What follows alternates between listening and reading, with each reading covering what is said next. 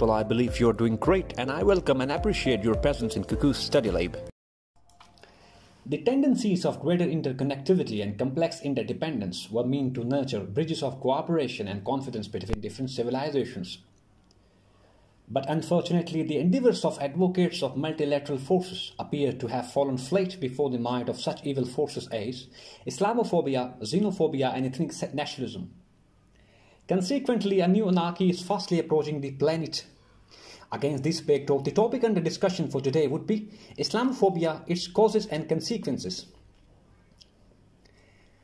इस टॉपिक को हम ऐसे सेंट्रिक लेके चलेंगे ताकि जो हमारे व्यूअर्स हैं जो ऐसे राइटिंग की प्रिपरेशन जिन्होंने शुरू की है उनको आइडिया हो कि how to craft a better outline and write a comprehensive and scholastic introduction on such topics as Islamophobia. चूंकि हमारे पास ऐसे के लिए मैंडेटरी होता है कि हम पहले आउटलाइन ड्रॉ करें उसके बाद इंट्रोडक्शन एंड सो ऑन, तो आप लोगों के लिए मैंने इस टॉपिक पर एक इंट्रोडक्शन मैंने यहाँ पे आउटलाइन प्लस इंट्रोडक्शन मैंने यहाँ पे मेंशन किया है ताकि आप लोगों को न सिर्फ ये टॉपिक समझ आए बल्कि कैसे इस पे हमने आउटलाइन ड्रॉ करनी है, इसके लिए इंट्रोडक्शन कैसे लिखना है वो आप लोगों को क्लियरली समझ आए। तो इसको शुरू करते हैं टॉपिक को। जो टॉपिक है उसका टाइटल है Islamophobia, causes, consequences and policy measures to stave off the challenge being posed by this very development. ठीक, अच्छा, चूंकि हमें ये कन्वेंशनल है कि इंट्रोडक्शन से पहले हम आउटलाइन ड्रॉ करते हैं, आउटलाइन को हम स्टार्ट करते हैं विद इंट्रोडक्शन, मतलब हमारी आउटलाइन का जो पहला पॉइंट होता है वो इंट्रोडक्शन है। तो यहाँ पे मैंने एक कोटेशन कोट की है, प्रोफेसर नथन लीन की एक बुक है द इस्लामोफोबिया इंडस्ट्री। तो उसमें कहते हैं कि ISIS has as much to do with Islam as Ku Klux Klan has with Christianity. यानी हमारा इंट्रोडक्शन में स्टांस ये है कि इस्लाम बेसिकली इस्लाम का रिलीजन से बेसिकली इस्लाम जो रिलीजन है उसका टेररिज्म से, एक्सट्रीमिज्म और वायलेंस से कोई लेना देना नहीं है, बल्कि सर्टेन एंटिटीज ने अपने पॉलिटिकल पर्पसेस के लिए इस्लाम को यूटिलाइज किया या यूटिलाइज कर रहे हैं फॉर देयर पॉलिटिकल गेम्स, ठीक, या for their personal objectives they are using Islam. सही, तो ये हमारा स्टैंस रहा इंट्रोडक्शन में। उसके बाद दूसरी हमारे पास जो हेडिंग है आउटलाइन में वो है a brief account of Islamophobia। इस हेडिंग में हम ये समझेंगे कि असल में इस्लामोफोबिया का जो कंसेप्ट है जो कि वाइडली करेंसी गेन कर चुका है आजकल, इसका मतलब क्या है। तो इसको हमने पॉइंट्स में से लिखा है squarely bracketing terror and violence with Islam. यानी हमारे पास एक ऐसा नोशन है, एक ऐसा डॉक्ट्रिन या एक ऐसा ये फ्रेमवर्क है जिसको टेलर्ड किया गया, इंजीनियर किया गया ताकि इसके थ्रू, इस फ्रेमवर्क के थ्रू जो वायलेंस है, जो एक्सट्रीमिज्म है और टेररिज्म है उसको एसोसिएट किया जाए इस्लाम के साथ या इस्लाम को डायरेक्टली एफिलिएट किया जाए इन हमारे पास जो वायलेंट एक्ट्स हैं उनके साथ। ये इस्लामोफोबिया है। दूसरा जो पॉइंट यहां पे लिखा है वो है projection of religious teachings as primitive and incompatible. यानी कि इस कंसेप्ट के अंदर, इस नोशन में होता यह है कि या किया यह जाता है कि इस्लाम की जो रिलीजियस जो टीचिंग्स हैं, ठीक, इस्लाम की जो रिलीजियस पिडागोजी या डॉक्ट्रिन है उनको प्रिमिटिव कंसीडर किया जाता है। मतलब वेस्टर्न कंट्री, स्पेशली वेस्टर्न जो हमारे पास एकेडमियां है और मीडिया आउटलेट्स हैं, उनका कहना यह है कि या वो ऐसे प्रोजेक्ट करते हैं इस्लाम को जैसे 21st सेंचुरी में, जबकि टेक्नोलॉजी एंड हमारे पास साइंटिफिक रिवोल्यूशन ने दुनिया को चेंज किया है, इस्लाम की जो आज से 1400 ईयर्स पहले की जो टीचिंग्स हैं वो आज के दौर में वायबल या कंपेटेबल नहीं है। ये इस्लामोफोबिया है। इसी में हमारे पास थर्ड जो पॉइंट यहां पे लिखा है वो है religious discrimination, suppression or and ostracism. अब जो मुसलमान दुनिया में डिफरेंट कंट्रीज में जहां पे मुसलमान रह रहे हैं उनको डिस्क्रिमिनेटली ट्रीट करना, यानी कि उनको ऐसे ट्रीट करना जैसे वो एलियंस हैं, ठीक, या जैसे दे आर मतलब उनको ऐसे हमने ट्रीट करना, हम दुखर नहीं वेस्टर्न स्पेसिफिक कंट्री या जो नॉन मुस्लिम कंट्री से वहां पे उनको ऐसे ट्रीट किया जाता है कि जैसे अगर उनको मतलब वो एक थ्रेट उनको समझा जाता है। सही, मतलब मुसलमानों को जो कि बाहर किसी कंट्रीज में रह रहे हैं उनको एज अ थ्रेट देखा जाता है, ठीक। इसी वजह से एक उनके साथ एक डिस्क्रिमिनेटरी बिहेवियर रखा जाता है, उनको सप्रेशन का सामना होता है और उनको सोसाइटी से, उनकी जो गैदरिंग है, सोशल जो सफेयर है उससे उनको सेपरेट रखा जाता है। यह भी इस्लामोफोबिया है। इसी की एक एग्जांपल अगर हम दे तो जैसे कुछ अर्सा पहले ट्रम्प ने सर्टेन मुस्लिम कंट्रीज की एंट्री पर बैन लगाया था, ठीक, जिसको प्रीवियस इन पास जिसको हम कहते हैं इवल, एक्सेस ऑफ इवल, या उनको कहते हैं कि आर्क ऑफ इंस्टेबिलिटी। तो ये कुछ हमारे पास मतलब इनमें टैक्टिक्स हैं जिनके थ्रू इस्लामोफोबिया का जो नोशन है उसको प्रोलिफरेट कराया गया। नेक्स्ट हमारे पास है faith based legislation and hatred. अब आप लोगों ने डेली बेसिस पे न्यूज़ में सुनने में आ रहा है कि आज फ्रांस ने जो है ना वो मसाजिद में नमाज पढ़ने से रोका, यहाँ पे बुर्का वगैरह पे पाबंदी हुई, स्कार्फ पे पाबंदी मतलब हो गई। इंडिया में लव जिहाद का एक कंसेप्ट वहाँ पे प्रिवेल कर रहा है। तो ये सारे कंसेप्ट मिलकर हम इनको कहते हैं कि ये एक इस्लामोफोबिक जो है ना वो एक सेंटिमेंट शो कर रहे हैं, या extreme hatred toward Muslims for their beliefs. ये इसको हम कहते हैं इस्लामोफोबिया। पॉइंट ई जो यहाँ पे लिखा है वो है curtailing religious liberties on the pretext of religious fault lines। अब चूंकि हमें पता है कि दुनिया में जो मेजर सिविलाइजेशन है जो कि according to Samuel P Huntington 7 और 8 हैं, उन सिविलाइजेशंस के बीच में सर्टेन डाइवर्जेंसेस और डिफरेंसेस हैं जिनको वो कहते हैं कि ये फॉल्ट लाइंस हैं। सही। अब मुसलमानों को, चूंकि मुसलमानों का जो कल्चर, इस्लाम का जो इस्लामिक सोसाइटीज हैं या इस्लामिक सोसाइटी है, उसमें जो रहने वाले जो मुसलमान हैं उनके बिलीव्स, उनके कस्टम्स और उनका लाइफस्टाइल बाकियों से डिफरेंट है। अब जो बाकी सिविलाइजेशंस हैं दुनिया में, जो बाकी मेजर सिविलाइजेशंस हैं अपार्ट फ्रॉम इस्लामिक सिविलाइजेशन, वो ग्लोबलाइजेशन की वजह से, वो हमारे पास टेक्नोलॉजी की वजह से एंड सो ऑन की वजह से उनकी जो अपनी आइडेंटिटी थी वो उस आइडेंटिटी को लॉस कर चुके हैं। ठीक, यानी वो अपनी आइडेंटिटी को इंटैक्ट रखने में कामयाब नहीं रहे। लेकिन इस्लामिक जो हमारे पास डॉक्ट्रिन या फिलॉसफी है, ये वाहिद वो सिविलाइजेशन है जो कि अभी तक अपनी ओरिजिनल फॉर्म में नहीं, तो मतलब जो उसकी बेसिक, हमारे पास जो बेसिक स्ट्रक्चर है वो स्टिल वो इंटैक्ट है। सही। इस बात से भी जो बाकी सिविलाइजेशंस हैं उनको ये मसला है कि ग्लोबलाइजेशन एंड टेक्नोलॉजी के थ्रू हमने बाकी सिविलाइजेशंस को तो हमने जो है ना वो एसिमुलेट किया, एक पॉपुलर कल्चर बनाया, लेकिन इस्लामिक सिविलाइजेशन में ऐसी वो क्या चीज़ है जिसकी वजह से अभी तक इस्लाम को फॉलो करने वाले लोग अपनी ओरिजिनल फॉर्म में इसको फॉलो करते हैं। ठीक, अभी भी बाकी जो नॉन मुस्लिम्स हैं उनके दिल में इस्लाम के बारे में पढ़ना और इस्लाम को फॉलो करने की उनकी दिल में एक क्रियोसिटी है। तो इस बात से उनको मतलब डर लगता है कि इस्लाम जो है ना इस fastly growing religions, one of the fastly growing religions. तो ये कुछ हमारे पास एरियाज हैं या हमारे पास कुछ नोशंस हैं जिनको कंबाइन करके या जिनकी एमलगमेशन से हमारे पास जो कंसेप्ट या जो डेवलपमेंट मतलब शुरू हुई, उस डेवलपमेंट को हम कहते हैं इस्लामोफोबिया। तो अब यहां तक हमने पढ़ा कि इस्लामोफोबिया है क्या, बेसिक चीज। सही।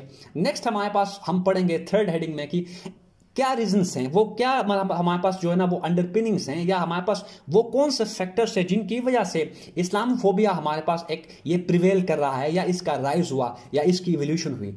उन पॉइंट्स या उन फैक्टर्स के बारे में अब यहां पे थर्ड हेडिंग में हम पढ़ रहे हैं। पहला पॉइंट यहां पे लिखा है, पॉइंट ए आप लोगों को नजर आ रहा है कि economic, political, technological and intellectual backwardness of the Muslim world. अब आप लोगों को पता है कि हमारे पास जो मुस्लिम दुनिया है वो economically, politically, technologically and intellectually वो उतने साउंड नहीं है जैसे हमारे पास बाकी डेवलप्ड नेशंस हैं या हमारे पास जो हमारे पास वेस्टर्न नेशन सोसाइटीज हैं, उस लेवल या उस कैलिबर के हमारे पास जो है ना यहाँ पे प्रोग्रेस उस कैलिबर की नहीं है। तो चूंकि हमें पता है एक ऐसा हमारे पास, ये जिस एरा में हम रह रहे हैं ये हमारे पास हाइट और पीक ऑफ मटीरियलिज्म है, तो बाकी जो दुनिया है वो इस बात से किसी कल्चर और सिविलाइजेशन को जज करती है कि उसकी इकोनॉमिक प्रोग्रेस की क्या लेवल्स हैं। सही। पॉलिटिकल, उसमें वहां पे कल्चर कैसा है, क्या मैच्योर है या इमेच्योर है, डेमोक्रेटिक इन नेचर है या ऑथोरिटेरियन है, and so on. And technologically कैसा है, इंटेलेक्चुअली कैसा है। ठीक, इसी के लिए हमारे पास एक रेफरेंस है, युवल नोआ हरारी अपनी एक बुक में लिखते हैं कि वो सोसाइटी जो कि स्पेसिफिकली इंटेलेक्चुअली एंड टेक्नोलॉजिकली अगर वो बैकवर्ड हो तो उनके लिए कोई इस रेस में या कम्युनिटी ऑफ नेशन में जो हमारे पास अपने इंटरेस्ट के लिए जो डिफरेंट नेशंस या सोसाइटीज के बीच में जो कंपटीशन है, उस कंपटीशन में उन सोसाइटीज के लिए कोई जगह नहीं है या नहीं रहेगी इन फ्यूचर जो कि टेक्नोलॉजिकली एंड इंटेलेक्चुअली साउंड ना हो। ठीक, तो एक तो बात हमारे पास ये समझ आ गई कि चूंकि मुसलमान economically, politically, technologically and intellectually sound नहीं है, इसकी वजह से वो डिस्क्रिमिनेशन का शिकार है।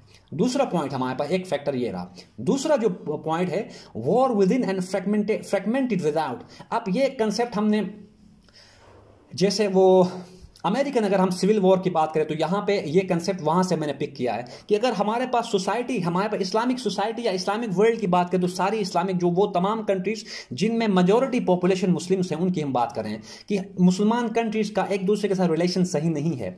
मिडिल ईस्ट में एक काफी टाइम से war like cold war type situation वहां पे एक मतलब एक सिनेरियो है। ठीक है, जिसकी वजह से हमारे पास जो मुसलमान कंट्रीज हैं उनके बीच में कंप्लेक्स इंटरडिपेंडेंस वगैरह के जो फोर्सेस हैं, ठीक, इकोनॉमिक रिलेशंस नहीं है, एजुकेशनल रिलेशंस यहां पे नहीं है, एंड सो ऑन।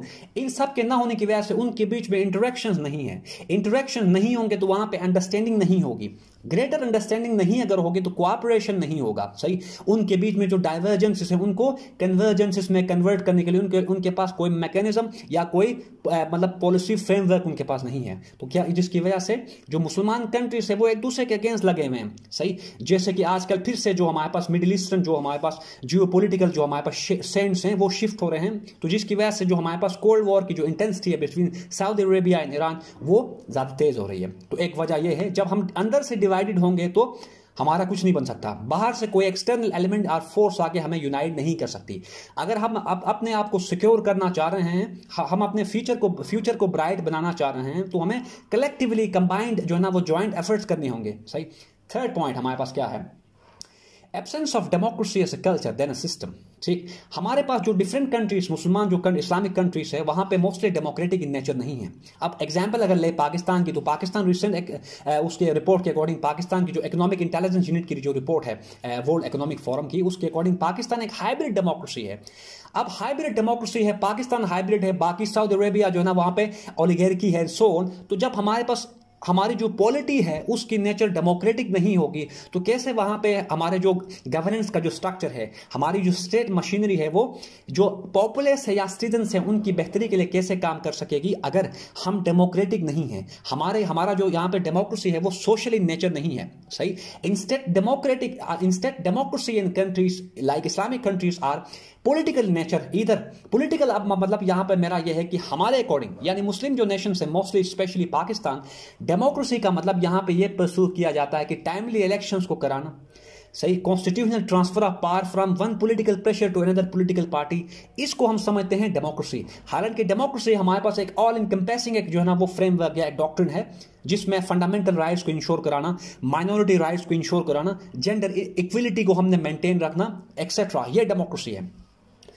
अच्छा, पॉइंट सी में हमने ये बात की कि चूंकि मुस्लिम कंट्रीज में जो हमारे पास पॉलिटिक्स की जो नेचर है वो डेमोक्रेटिक नहीं है, सही। या इनको ऐसे अदर वर्ड में पुट कर सकते हैं कि मुस्लिम कंट्रीज डेमोक्रेसी को एज अ सिस्टम ट्रीट कर रही हैं, ना कि एज अ कल्चर, जिसकी वजह से वहां पे इश्यूज हैं। अब इसी में हमने लिखा है कि पर्सनलाइज्ड पॉलिटिक्स, यानी कि हमारे पास dynastic nature of political parties हैं, सही। उनको लगता है कि भाई हमारा जो है ना ये राइट है, मतलब रूल करने का राइट सिर्फ हमारा है। नेक्स्ट इसी में लिखा है कि इंडिविजुअलिस्टिक डिसीजन मेकिंग। अब डिसीजन मेकिंग जब तक हमारे पास कलेक्टिव इन नेचर नहीं होगी, हमारे पास डिसीजन मेकिंग जो है ना वो अगर एक कंबाइंड इनपुट लेके हम डिसीजंस को मेक ना करें तो वहां पे उनकी जो इफेक्टिवनेस है वो सही नहीं रहेगी, सही।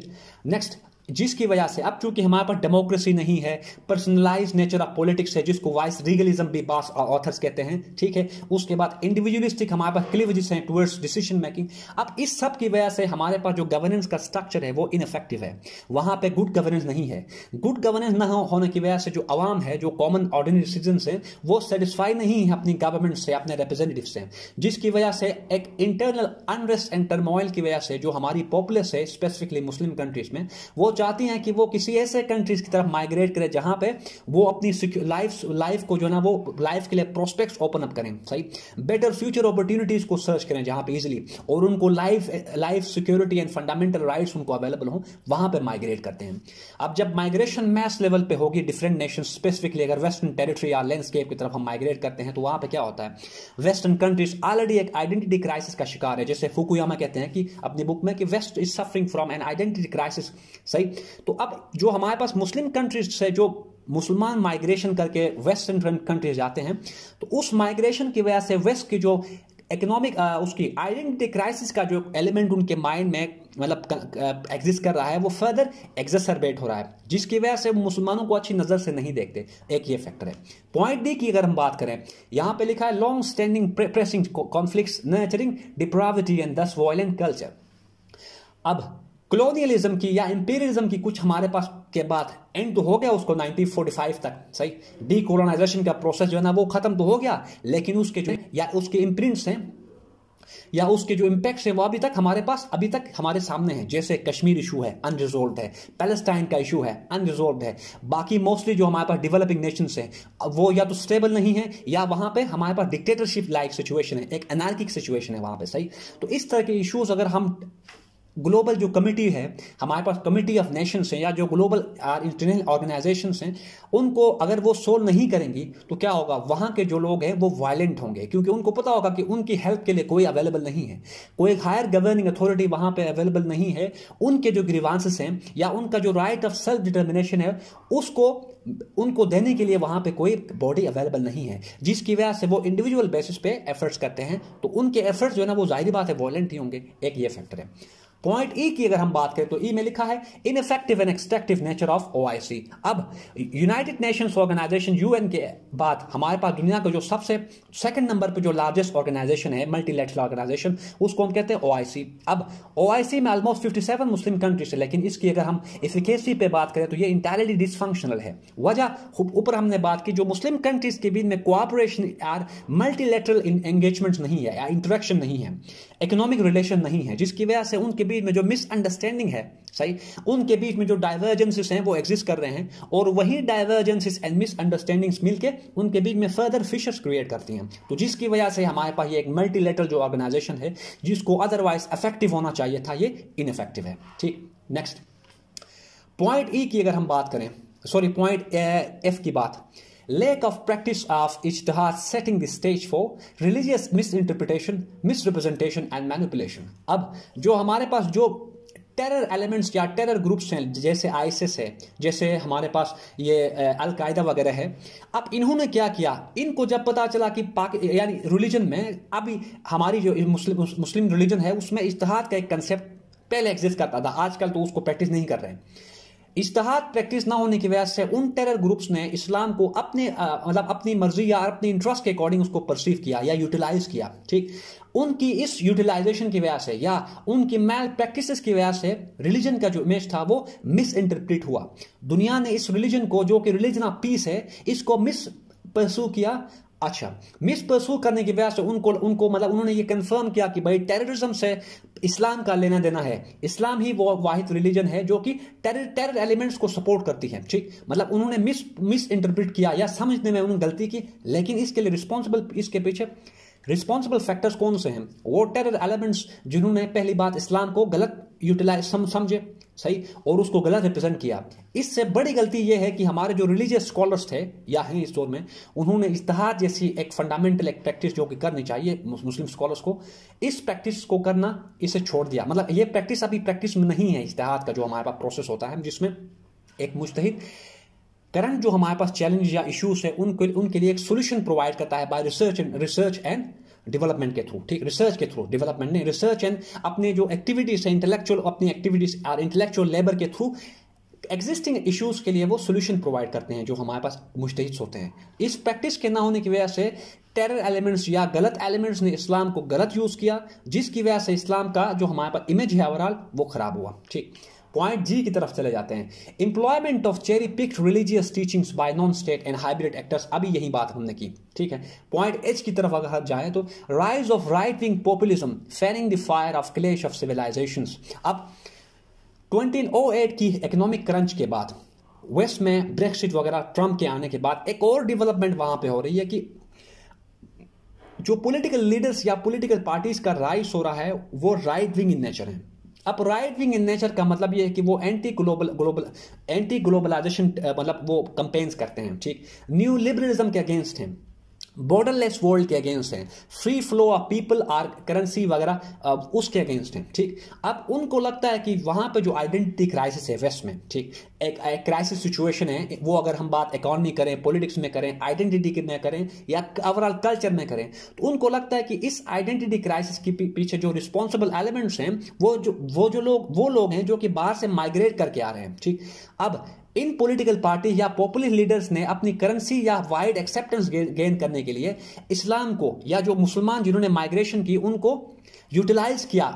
मतलब इनको ऐसे हम कह सकते हैं कि they utilise the migrants as a weapon और as a food to gain wider acceptance और to gain currency in their political realm. ठीक, अब इसकी वजह से हम कहते हैं कि जब जैसे ही राइज ऑफ राइट विंग हुआ तो वहां पे एंटी मुस्लिम या इस्लामोफोबिक जो सेंटिमेंट्स थे वो फर्दर इंक्रीज होना शुरू हुए, क्योंकि इन पॉलिटिकल पार्टीज या लीडर्स ने मीडिया के साथ मिलकर वहां पे लोगों के माइंड में एक ऐसा परसेप्शन डेवलप किया कि उनको लगा कि जो बाहर से मुसलमान माइग्रेट करके आ रहे हैं वो हमारी आइडेंटिटी एंड कल्चर के लिए डेंजरस हैं। ठीक, इस वजह से, इस परसेप्शन या इस नैरेटिव की वजह से वहां के जो बाहर के जो ऑर्डिनरी सिटीजन्स हैं उनको लगा कि भाई मुसलमान जो हैं वो टेरर हैं। ठीक, they are extremist and primitive.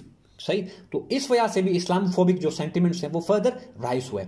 Point I की अगर हम बात करें तो Islamophobia industry naming and shaming Muslims based on the acts of individuals. अब प्रोफेसर नथन लीन अपनी एक बुक में कहते हैं इस्लामोफोबिया इंडस्ट्री में कि वेस्टर्न हमारे पास जो एकेडेमिया है प्लस मीडिया है, उन्होंने पॉलिटिकल जो हमारे ऊपर हमने बात की जो right wing populist political party से उनके इंटरेस्ट के लिए western media outlets and academia ने ऐसा लिटरेचर तैयार किया जिसके अकॉर्डिंग मुसलमान या टेररिज्म का ताल्लुक या कनेक्शन डायरेक्टली इस्लाम के साथ है।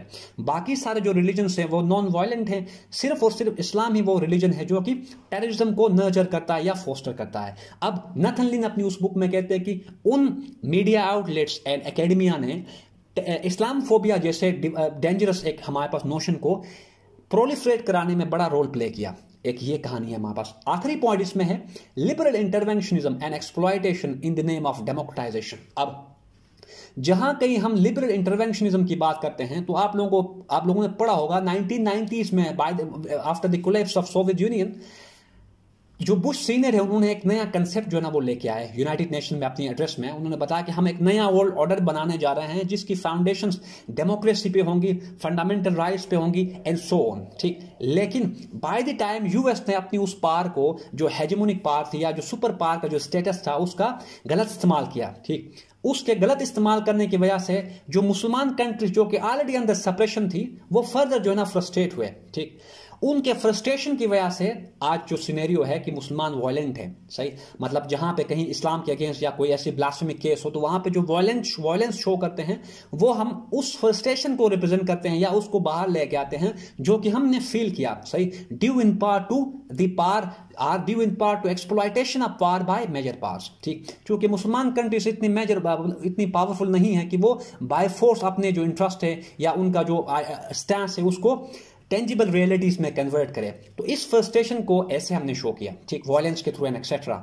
तो डेमोक्रेसी का नाम यूज करते हुए यूनाइटेड नेशंस डेमोक्रेसी का नाम या डेमोक्रेटिक नोशन को यूज करते हुए हेजमन ने अपनी जो सुपर पावर उसका जो स्टेटस था उसको मैल प्रैक्टिस किया। सही, उसको वेलफेयर के लिए इस्तेमाल करने के बजाय बल्कि अगेंस्ट या to the detriment of people use किया जो कि कन्वर्ट होता है एंटी यूएस सेंटिमेंट्स में। ठीक, तो इस वजह से भी हमारे पास इस्लामोफोबिक जो सेंटिमेंट्स थे वो बढ़ते हैं। अब ये कैसे हम कह रहे हैं, एक रिपोर्ट के अकॉर्डिंग 2005 में जो मुसलमान कंट्रीज थे उनमें जो यूएस के बारे में जो परसेप्शन था वो पॉजिटिव था। कोई अराउंड 60% प्लस पॉजिटिव व्यूज रखते थे मुसलमान। लेकिन 2005 के बाद जो बाकी जो एक नई जो सर्वे हुई उसमें ये देखा गया कि मुसलमान जो कंट्रीज है उनमें जो ऑर्डिनरी सिटीजन्स हैं उनका यूएस के बारे में परसेप्शन नेगेटिव रहा। क्यों? क्योंकि यूएस ने डेमोक्रेसी को फ्रॉम अबव इंप्लीमेंट करने की कोशिश की instead of preaching it from below. ठीक, तो ये कुछ हमारे पास डेवलपमेंट्स या कुछ फैक्टर्स थे जिनकी वजह से इस्लामोफोबिया का जो कंसेप्ट था वो फास्टली ग्रो कर रहा है। ठीक, अब हम नेक्स्ट पढ़ेंगे कि वो कौन से हमारे पास कंसिक्वेंसेस या इंपैक्ट्स हैं या वो कौन से डेवलपमेंट्स अकर हुई in the wake of Islamophobia.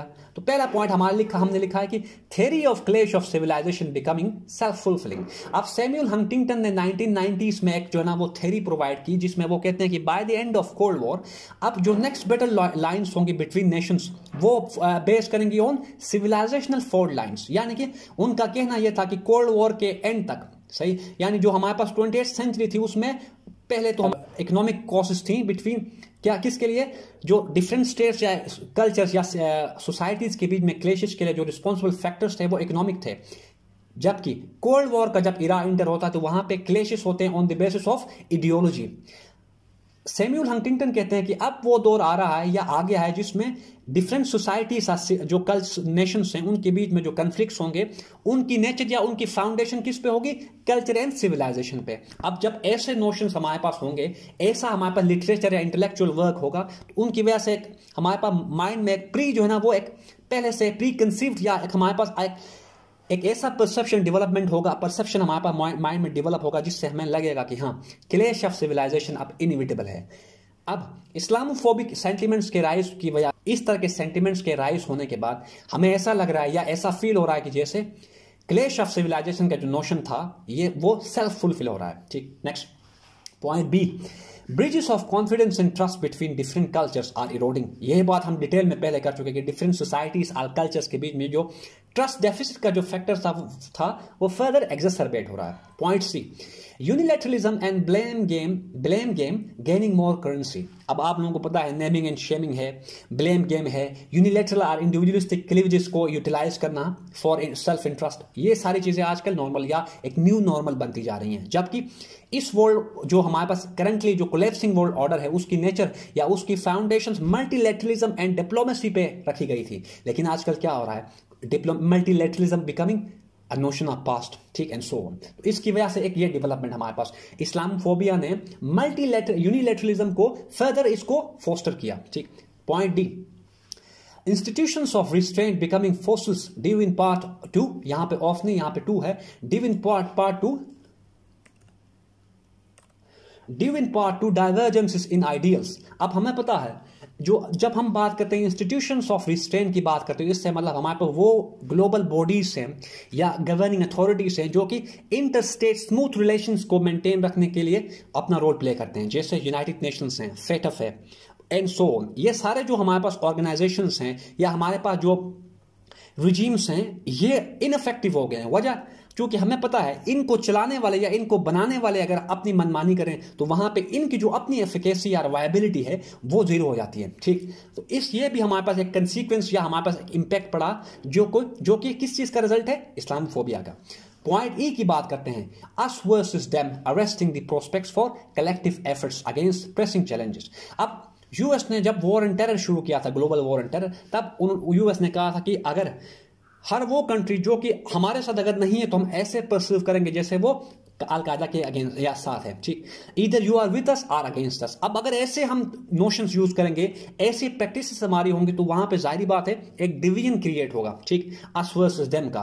तो ऐसे डिवीजन्स की वजह से क्या होगा, जो वेस्टर्न सिविलाइजेशन है उसके और इस्लामिक सिविलाइजेशन के बीच में फर्दर जो हमारे पास रिलेशंस है वो फर्दर एग्जैसरबेट होंगे। एक ये इंपैक्ट ये बड़ा। आगे पॉइंट एफ की बात करते हैं, the Islamophobia industry furthering the rage between violent elements in diverse culture. ऊपर हमने बात की इस्लामोफोबिया इंडस्ट्री यानी मीडिया आउटलेट्स ने कैसे इस्लामोफोबिक सेंटिमेंट्स को प्रीच किया और कैसे different civilisation specifically western Islamic civilisation के बीच में कैसे जो हमारे पास फिशर है उसको इन्होंने बढ़ाया या बढ़ाने में रोल प्ले किया। ठीक, नेक्स्ट पॉइंट जी की बात करते हैं, long standing issues remaining unaddressed. ऊपर हम बात कर चुके हैं इस्लामोफोबिक सेंटिमेंट्स की वजह से जो हमारे पास एक पॉसिबिलिटी थी कि पैलेस्टाइन का इशू हम सोल्व करें, कश्मीर का जो इशू है वो मल्टीलेटरल जो हमारे एफर्ट्स के थ्रू या ग्लोबल बॉडीज के थ्रू उनको रिजोल्व कराएं, एक पॉसिबिलिटी थी। लेकिन इस्लामोफोबिया की वजह से हमारे पास जो कमिटी ऑफ नेशंस हैं या जो मेजर पार्ट्स हैं वो डिवाइडेड हो गए हैं। जैसे चाइना और Muslim countries, certain Muslim countries and Russia एक तरफ हैं, US and certain Muslim countries दूसरी तरफ हैं। तो अब ऐसे अगर डिवीजन होगा, डिवीजन फ्रॉम विद इन होगा तो हमारे इस तरह के जो डीप स्टैंडिंग इशूज हैं वो कभी सोल्व नहीं हो सकते। ठीक है, तो ये इस्लामोफोबिया भी उन सब एलिमेंट्स में ये भी एक ऐसा एलिमेंट है जिसकी वजह से या जिसने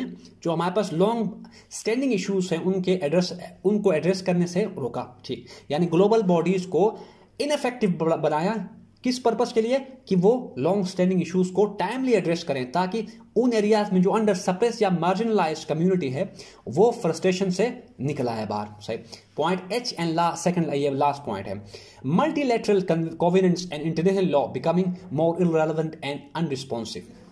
अब हमें पता है, अब हम अगर कोवेनेंट्स की बात करें या इंटरनेशनल लॉ की बात करें तो इंटरनेशनल लॉ का जो हमारे पास कंसेप्ट है right of self determination allowed है। ठीक, लेकिन कश्मीर की बात करें, पैलेस्टाइन की बात करें तो वहां पे इस हमारे पास जो फिलॉसफी है राइट ऑफ सेल्फ डिटर्मिनेशन की या जो principle of right of self determination है वो उनको दिया नहीं जा रहा। ठीक, अगर कोवेनेंट्स की बात करें तो हमें पता है international covenant on civil and political rights के अकॉर्डिंग हम अपने इंडिविजुअल्स को या हम अपने नेशनल्स को इस बात की इस बेस पर उनको डिस्क्रिमिनेट नहीं कर सकते कि वो मुसलमान हैं, क्रिश्चियन हैं, जूस हैं एक्सेट्रा। ठीक, लेकिन इस्लामोफोबिक हमारे पास फोबिया एक ऐसी डेवलपमेंट है जिसमें सर्टेन सिविलाइजेशंस मुसलमानों को क्रिटिसाइज और डिस्क्रिमिनेट करती हैं बेस्ड ऑन देयर फेथ और क्रीड।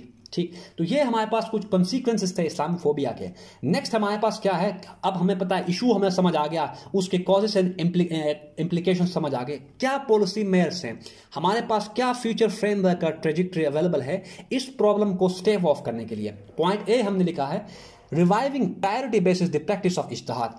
इज्तिहाद के बगैर हमारे पास जो करंटली प्रिवेलिंग चैलेंजेस हैं या इश्यूज हैं उनको एड्रेस नहीं कर सकते जब तक मुस्लिम स्कॉलर्स स्पेसिफिकली जो हमारे मुज्तहिद है, यहाँ मुसलमान मुज्तहिद हैं, जब तक वो इंटेलेक्चुअली अपना जो है ना वो एनर्जीज को यूटिलाइज नहीं करते, इंटेलेक्चुअल लेबर नहीं करते, तब तक इस्लामोफोबिया जैसे इश्यूज के लिए हमारे पास कोई सोल्यूशन नहीं है। ठीक, तो इस वजह से जो प्रैक्टिस ऑफ इज्तिहाद है उसको रिवाइव बैक कराना अब मैंडेटरी हो चुका है। Point B, attaching greater significance with education and social democracy. Education and social democracy or education or scientific development के बगैर हम आगे नहीं बढ़ सकते।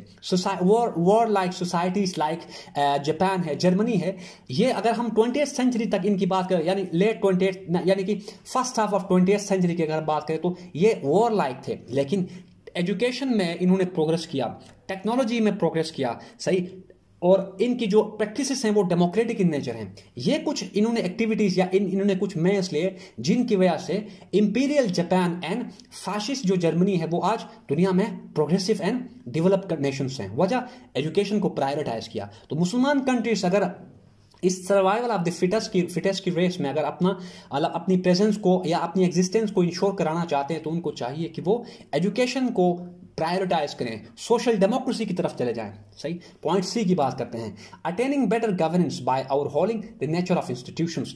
मुसलमान कंट्रीज में अगर हम इंस्टीट्यूशंस की बात करें तो वो एक्सट्रैक्टिव इन नेचर हैं रादर देन इंक्लूसिव। अब वाई नेशंस फेल में एस मुगलू है, वो कहते हैं कि अगर हर वो सोसाइटी या हर वो कंट्री जहां पे इंस्टीट्यूशंस की नेचर अगर एक्सट्रैक्टिव हो तो वो फेल्ड है।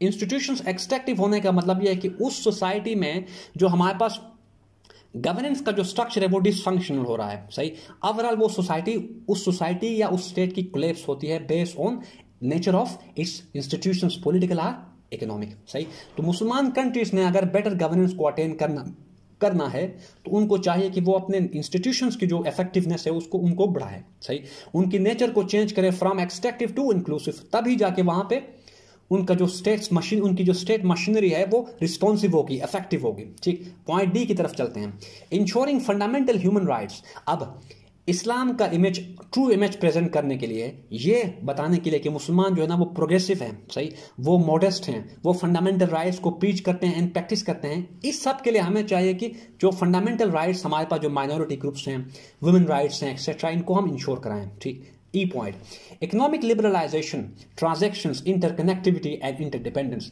यूरोप की बात करें तो यूरोपियन कंट्रीज पहले भी आपस में, जैसे फ्रांस एंड जर्मनी की बात अगर हम करें तो ये दोनों एक दूसरे के बीच में बड़े क्लेशेस रहे हैं, लेकिन आज इनको हम देखें तो बड़े इनके अच्छे रिलेशंस हैं। मुसलमान countries specifically Iran and Saudi Arabia के बीच में जो कोल्ड वॉर लाइक सिचुएशन है उसकी वजह से मुस्लिम जो वर्ल्ड है वो डिवाइडेड है। अगर हम चाहते हैं कि इस्लामोफोबिया एंड बाकी जो हमारे पास एग्जिस्टिंग इश्यूज हैं उनको टाइमली एड्रेस करना चाहते हैं तो हमें चाहिए कि जो मुसलमान कंट्रीज के बीच में कंप्लेक्स इंटरडिपेंडेंस का फैक्टर लेके आए, उनके बीच में इकोनॉमिक इंटरकनेक्टिविटी हम लेके आए, इंटरडिपेंडेंस का फैक्टर लेके आए हैं, जिससे क्या होगी, अब इसी को हम कहते हैं कि डुट्सियन इकोनॉमिक कम्युनिकेशन मॉडल कहते हैं कि greater interactions lead to understanding and cooperation. सही, अंडरस्टैंडिंग डेवलप होगी तो वहां पे कोऑपरेशन होगा, कोऑपरेशन के बाद हमारे पास नॉर्म्स क्रिएट होंगे, उन नॉर्म्स को हम इंप्लीमेंट करने के लिए या इंश्योर कराने के लिए इंस्टीट्यूशंस हम बनाएंगे, उन इंस्टीट्यूशंस के थ्रू हम जो मुसलमान कंट्रीज है उनके बीच में स्मूथ रिलेशंस को इंश्योर करा सकेंगे। तो इस वजह से जब तक इनके बीच में इकोनॉमिक रिलेशन नहीं बिल्डअप होते तब तक कुछ नहीं हो सकता। Point next, Point F, parting ways from the syndrome of agree to disagree so as to make the OIC more representational and effective. अब फिर वही बात, इनफेक्टिवनेस की बात ऊपर हमने की थी कि OIC इस वजह से इनफेक्टिव है कि ये एक ऐसी हमारे पास एक टूथलेस एक ऑर्गेनाइजेशन है जिसका काम सिर्फ रेजोल्यूशंस को पास करना है, उन रेजोल्यूशंस को इंप्लीमेंट कराने की कैपेसिटी इसके पास नहीं है। मुस्लिम नेशंस या मुस्लिम वर्ल्ड को चाहिए कि वो इस मल्टीलेटरल बॉडी को हमारे पास इसकी जो कैपेसिटी बिल्डिंग करे ताकि इसकी इफेक्टिवनेस ये ज्यादा रिस्पॉन्सिव हो। सही, ताकि हम इस रिजीम को यूटिलाइज करें अपने उन इश्यूज को एड्रेस करने के लिए जो कि बड़े प्रेसिंग या प्रीनियल नेचर है, जैसे इस्लामोफोबिया एक्सेट्रा। ठीक, जब तक हम कलेक्टिव एफर्ट्स नहीं करते ओआईसी को इफेक्टिव बनाने के लिए, तब तक कुछ नहीं हो सकता।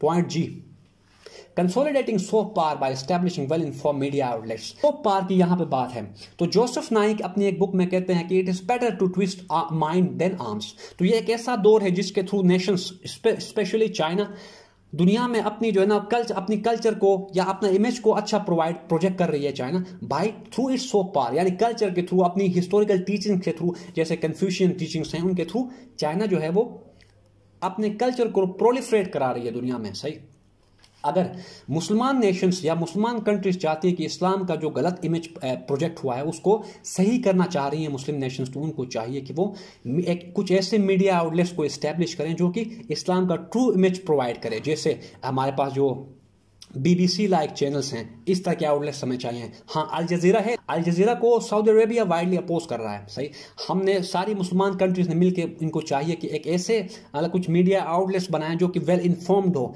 वेल एजुकेटेड हो, सही, वेल वर्स्ड हो, ताकि वो इस्लाम का ट्रू इमेज प्रोजेक्ट कर सकें। Next H point, confronting intellectually against the centrifugal forces widening fissures between faiths। अब हमारे पास centrifugal forces कौन कौन से हैं? ये वो सारी टेंडेंसीज है जो कि फिशर क्रिएट कर रही है between Islamic civilisation and western civilisation. हमें अब चाहिए कि हमारे जो इंटेलेक्चुअल्स हैं उनको चाहिए कि वो अपनी इंटेलेक्चुअल लेबर के थ्रू, सही, अपनी राइटिंग्स के थ्रू, बुक्स के थ्रू, रिसर्च आर्टिकल्स के थ्रू इस्लामोफोबिक जो सेंटिमेंट्स को प्रीच करने वाले हैं उनको इंटेलेक्चुअली काउंटर करें, ताकि वहां पे वायलेंस वाला एलिमेंट बीच ना है। सही, इंटेलेक्चुअल्स अगर इस इशू को काउंटर करने में कामयाब हुए तो ही हम इस्लामोफोबिया को स्टेव ऑफ कर सकते हैं। ठीक, या हम ये कह सकते हैं कि जो वेस्टर्न जो एकेडेमिया एंड मीडिया आउटलेट्स का जो स्टैंस है या जो उनकी एफर्ट्स हैं इस्लामोफोबिक सेंटिमेंट्स को प्रीच करने के लिए जो एफर्ट्स हैं उनके लिए हमारा रिटेलिएशन क्या होना चाहिए? Intellectual labour. सही, आगे next point, proactively utilising international organisations to highlight the diverse yet adverse consequences of religion based disliking. ऊपर हमने बात की जब तक हमारे पास ओआईसी इफेक्टिव नहीं होगा तब तक, और जब तक मुसलमान कंट्रीज के बीच में एक कंसेंसस जैसा सिनेरियो नहीं होगा, कोऑपरेशन नहीं होगी, तो यूएन एंड बाकी जो हमारे पास मल्टीलैटरल बॉडीज है वहां पे मुसलमानों की कोई बात नहीं मानेगा। सही, कलेक्टिव एफर्ट्स अगर हम करेंगे, कंसेंसस बेस्ड हमारे पास अप्रोच हम अडोप्ट करेंगे, तो ही हमारी बात को दुनिया सुनेगी और उस पर अमल करेगी, या उसके लिए हमें हमारा जो भी इश्यूज हैं उन पर काम करेगी। अगर हम अंदर से ही डिवाइडेड रहे, एक दूसरे के अगेंस्ट रहे, तो हमारी बात कोई नहीं मानेगा। तो इसके लिए हमें क्या चाहिए? हमें चाहिए कि हम प्रोएक्टिवली यूटिलाइज करें उन रिजीम्स को या उन फ्रेमवर्क्स या प्लेटफॉर्म्स को जो कि अवेलेबल हैं लेकिन वो इनफेक्टिव है। किसकी वजह से? हमारी अपनी गलतियों की वजह से। गलतियां क्या हैं? हम एक दूसरे के साथ लगे हुए हैं, हम एक दूसरे के एंटी हैं। ठीक, इनसे हमें खुद को दूर करना है। आखिरी पॉइंट यहां पे, bringing about concerted efforts to resolve deep standing issues, burning issues. ये बात हम ऊपर कर चुके हैं कि अगर हम कलेक्टिव एफर्ट्स नहीं करते, अगर हमारे पास जो एग्जिस्टिंग हमारे पास जो प्रोस्पेक्ट्स हैं उनको यूटिलाइज नहीं कर पाते, तो उससे क्या होगा? इस्लामोफोबिक सेंटिमेंट्स फर्दर जो है ना वो इंक्रीज होंगे। अब अगर वो इंक्रीज हो गए तो इश्यूज जैसे कश्मीर पैलेस्टाइन है ये कभी भी रिजोल्व नहीं होंगे। अगर हम चाहते हैं कि जो हमारे पास 21st सेंचुरी में जो मुसलमान जिन इश्यूज का सामना कर रहा है मुस्लिम वर्ल्ड, अगर उनको हम स्टेव ऑफ करना चाह रहे हैं तो हमें चाहिए कि हम कलेक्टिव आर कंसर्टेड एफर्ट्स करें, ताकि हम मल्टीलैटरल जो बॉडीज है उनको यूटिलाइज करें और हाईलाइट करें उन इश्यूज को जिनकी वजह से मुसलमान आज बड़ी मुश्किल में हैं। ठीक, तो ये हमारे पास थी इसकी कुछ पॉलिसी मेयर्स। कंक्लूजन है, आप लोगों ने इसको कंक्लूड ऐसे जो हमने अभी तक बात की, इस पूरे डिस्कशन को आप लोगों ने समराइज करना है और एंड में हमने ये कहेंगे, जैसे हमने शुरू में कोटेशन मेंशन की थी नथन लीन की, कि नथन लीन कहते हैं कि इस्लाम और any other religion has nothing to do with terrorism, बल्कि टेररिज्म एक ऐसा फिनोमिना है जो कि सर्टेन एलिमेंट्स, चाहे वो क्रिश्चियनिटी हो या ऐसे हम कहते हैं चाहे वो आईएसएस हो, अलकायदा हो या कू क्लक्स क्लान हो, या जैसे इंडिया में आरएसएस है, ठीक, इस्लाम या रिलीजन को यूटिलाइज सर्टेन एलिमेंट्स कर रहे हैं या करते हैं फॉर देयर पॉलिटिकल गेन्स या फॉर देयर पॉलिटिकल एंड्स। तो हमारा कंक्लूजन क्या होगा? इस्लाम बाकी रिलीजन्स की तरह, बल्कि स्पेसिफिकली इस्लाम की अगर हम बात करें तो इस्लाम एक पीसफुल रिलीजन है, लेकिन सर्टेन एलिमेंट्स ने इसको अपने पॉलिटिकल पर्पसेस के लिए यूटिलाइज किया और उन्हीं पॉलिटिकल पर्पसेस की वजह से, उन्हीं हैंडफुल लोगों की वजह से दुनिया ने इस्लाम को आज क्लब कर दिया है या उसे मतलब उसको अटैच किया हुआ है किसके साथ, टेररिज्म के साथ, एक्सट्रीमिज्म के साथ एंड बाकी इस तरह के हमारे पास जो डेवलपमेंट्स हैं उनके साथ अटैच किया है, हालांकि इस्लाम का कोई इनसे लेना देना नहीं है। सही, तो ये इस तरह हमारा इसका कंक्लूजन होगा। So this is all for today, people. If you got any confusion related to this topic, please let me know about your issues through your comments. I will address them in my next lecture. Thank you very much.